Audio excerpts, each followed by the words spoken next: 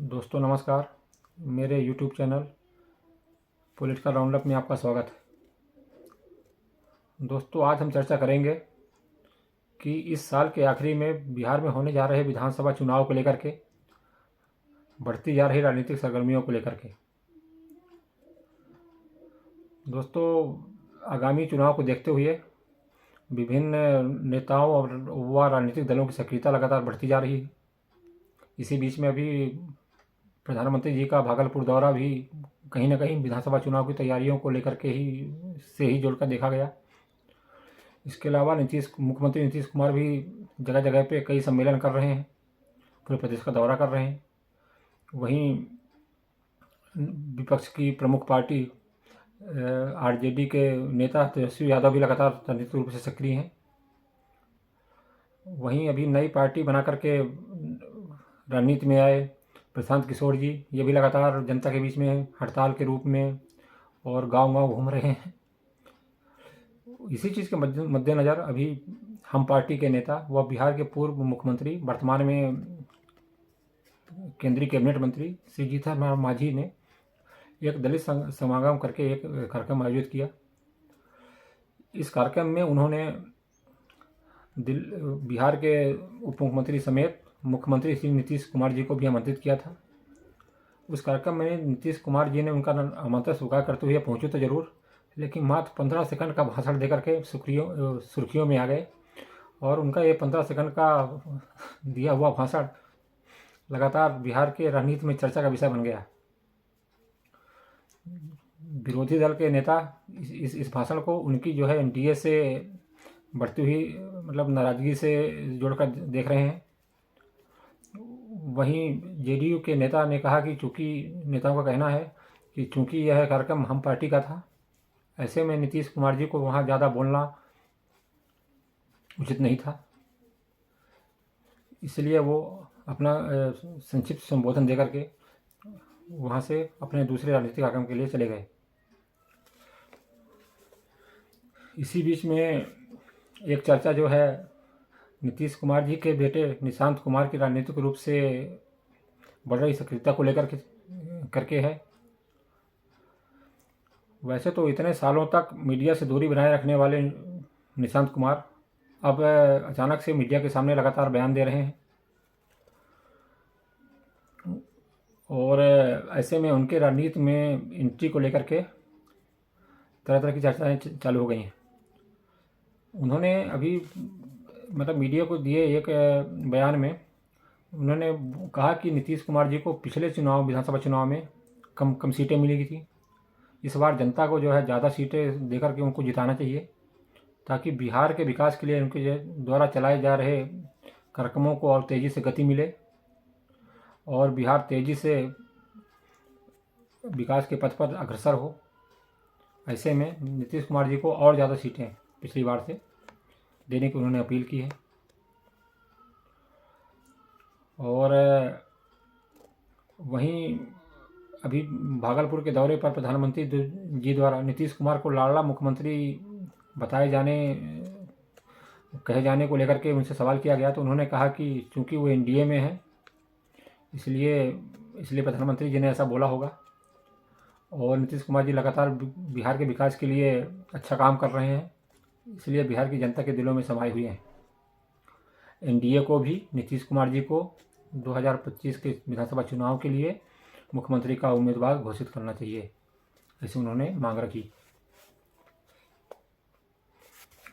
और अब उनकी चूँकि राजनीति में लगातार बयान हो रहा, तो उनकी राजनीति में ज्वाइनिंग को लेकर के लगातार चर्चा है।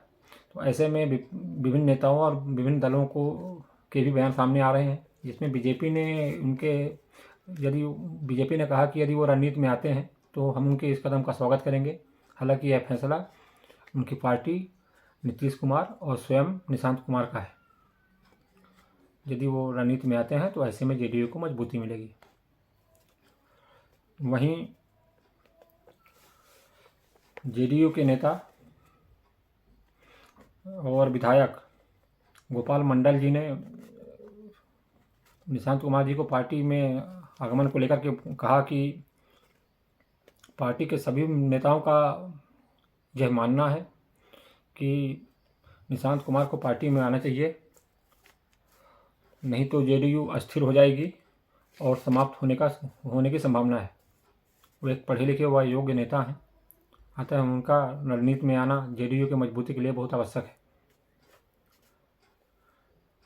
वहीं आरजेडी के नेता प्रतिपक्ष तेजस्वी यादव जी ने कहा कि निशांत यदि पार्टी में नहीं आते हैं तो बीजेपी जेडीयू को हड़प जाएगी। जैसे शरद पवार जी की विरासत को नीतीश कुमार जी ने आगे बढ़ाया है, तो उसको संभालने के लिए निशांत कुमार को जेडीयू में आना बहुत आवश्यक है और उनको आना ही चाहिए यदि जेडीयू के अस्तित्व को बनाए रखना है। और इस चर्चा के बाद तीसरी चर्चा जो है, लगातार 2025 में मुख्यमंत्री पद के उम्मीदवार नीतीश कुमार जी होंगे या नहीं होंगे एनडीए की तरफ से, इसको लेकर के लगातार चर्चा चल रही है। क्योंकि कुछ समय पहले एक निजी कार्यक्रम में किसी टीवी चैनल के श्री अमित शाह जी ने कहा था कि मुख्यमंत्री पद का उम्मीदवार कौन रहेगा ये हमें ये सब मीडिया में बताने की ज़रूरत नहीं है, समय आने पर सब मालूम पड़ जाएगा। तो और इसके बाद भी बीजेपी नेताओं के बयान भी नीतीश कुमार को मुख्यमंत्री के रूप में उम्मीदवारी तय करके चुनाव में जाना है या नहीं जाना है, तो इनके लगातार बयान जो है इस पर सस्पेंस बढ़ा रहे हैं। बिहार बीजेपी के जो अध्यक्ष हैं दिलीप जायसवाल जी, उन्होंने कहा कि चुनाव का चेहरा जो है मुख्यमंत्री श्री नीतीश कुमार के नेतृत्व में ही लड़ा जाएगा, लेकिन चुनाव के बाद मुख्यमंत्री कौन होगा यह फैसला बीजेपी के पार्लियामेंट्री बोर्ड में ही तय होगा। फिर उन्होंने हालांकि संभलते हुए आगे कहा कि हमारा स्लोगन तो एनडीए का स्लोगन तो यही है कि चुनाव 2025 में फिर से नीतीश। मैं तो बीजेपी की क्या प्रक्रिया है उसके बारे में चर्चा की। बीजेपी के अन्य मंत्री प्रेम कुमार जी ने कहा कि एनडीए के 5 घटक दल हैं, नीतीश कुमार के नेतृत्व में ही विधानसभा का चुनाव लड़ा जाएगा, लेकिन चुनाव के बाद यदि हमारी सरकार बनती है तो मुख्यमंत्री का चेहरा कौन होगा यह 5 घटक दल मिलकर ही फैसला करेंगे। वहीं जेडीयू के नेता लगातार नीतीश कुमार जी को ही मुख्यमंत्री 2025 के बाद एनडीए की सरकार आने पर बनेंगे, ऐसा उनका लगातार कहना है। वहीं जेडीयू के वरिष्ठ नेता भगवान दास कुशवाहा ने कहा कि इसमें कोई बट की बात नहीं है, 2025 विधानसभा चुनाव का मुख्यमंत्री का चेहरा नीतीश कुमार ही होंगे। वहीं जेडीयू के एक अन्य नेता श्री चौधरी जी ने कहा कि नीतीश कुमार ही बिहार के एकमात्र सर्वमान्य नेता हैं, उनके नेतृत्व में ही एनडीए की सरकार लगातार अच्छा काम कर रही है बिहार में, और आने वाले विधानसभा चुनाव के बाद भी एनडीए की सरकार बनने पर नीतीश कुमार ही मुख्यमंत्री के रूप में शपथ ग्रहण करेंगे। अब दोस्तों देखिए आगे क्या होता है, अभी चुनाव को काफ़ी समय है, बयानबाजियों अटकलों का दौर लगातार जारी रहेगा और हम इस विषय पर चर्चा करते रहेंगे।